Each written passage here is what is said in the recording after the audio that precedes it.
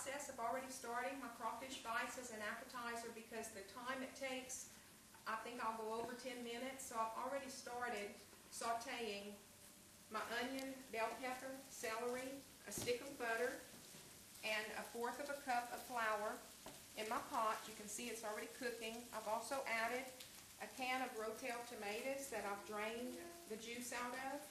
And this has been sauteing probably for about 30 minutes now. I wanted to get that in.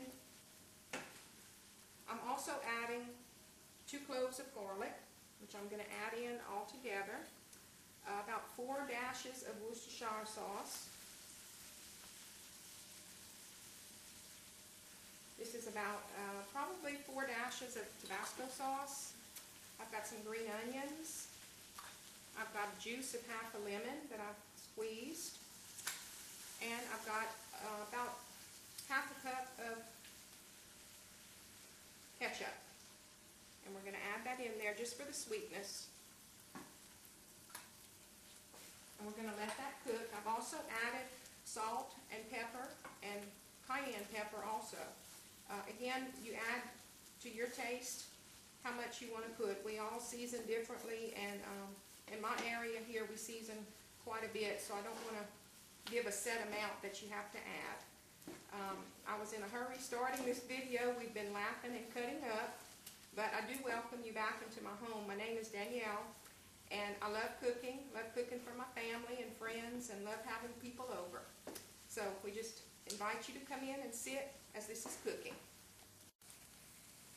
Okay, this is how it looks as it starts to cook. I've turned down the heat so it can just simmer and let all the seasonings blend together and the vegetables saute a little bit more.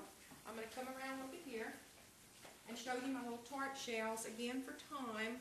I've already put them in my little tart pan.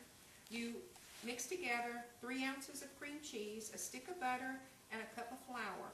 And you just mash that all in a bowl, and it just blends real well. When your cream cheese and butter is melted, you just add the flour once it's softened, and it just makes a pretty little ball, about the cup of my hand. And I wrap it in saran wrap and refrigerate it for an hour, and then take it out, and you just pinch off little pieces, and you make a little round little ball about the size of I think about a jawbreaker, a little red jawbreaker that you put in your mouth, about that size. And you put them in each little tart area here, and then I just have this little gadget I had years ago, and I hadn't used it, but this gave me a chance to take it out of my drawer. And once you put the little balls in each little area here, I just push it in and turn it, give it a little twist like this, and it makes the little shell. As you can see, it forms a little indentation in each one, and that's what we'll be putting the crawfish mixture in a little while. What we're going to do is bake these in a preheated oven, 350 degrees, for about 15 minutes. And they'll already be hot.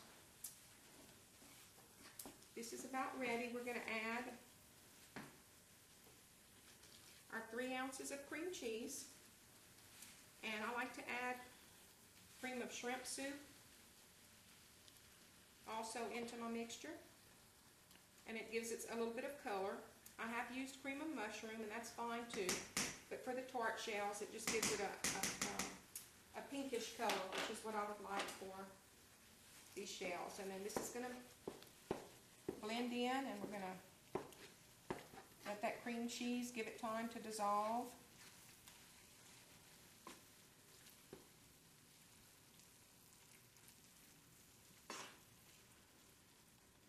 This is okay. We've got our mixture, the consistency that we want. If we can zoom in here and see the thickness of it, that'll be great for our little crawfish bites. Okay, what I have left to add is 2 pounds of crawfish. This is Louisiana crawfish. We live around crawfish fields here in our little community, and actually have a guy that comes to our house and drops off crawfish when we need it. So we don't have to go anywhere to pick it up. They just come straight here. This mixture is going to cook, and of course the crawfish is going to have some liquid that's going to come out of it, so it'll be just right. We're going to get it all blended up good. And there's one other ingredient that I added, to make it a little bit sweet in the mixture, and it really complements the Philadelphia cream cheese. I'm going to add 2 teaspoons of white sugar, and we're just going to let that, now this is my teaspoon that we eat with, so it's probably a little bit more than 2 teaspoons. Just add a little bit more. And that's going to give it a little bit of sweet flavor. And we're going to let all these things blend in. And again, continue to cook on low as it cooks. Okay, I'm going to let this cook. Time to take our tarts out of the oven.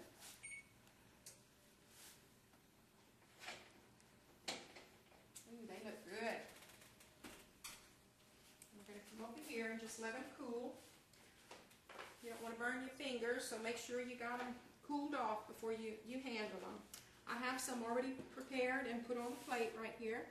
And I also have the etouffee mixture already put in a bowl I had prepared ahead of time. We'll be eating a lot of crawfish etouffee. And all you do is spoon them into these little shells. A chafing dish would work great unless you want to keep your little shells hot, or just pop them out of the oven right away. But they're easier to handle if you add your etouffee one little spoon at a time.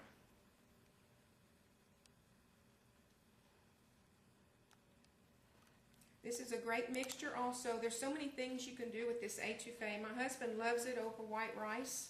It's one of his favorite dishes with my homemade bread.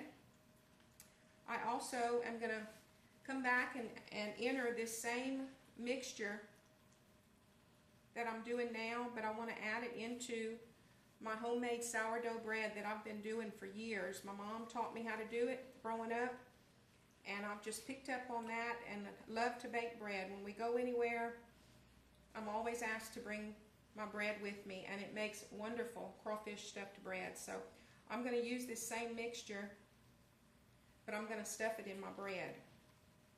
And we have one more to do. Okay?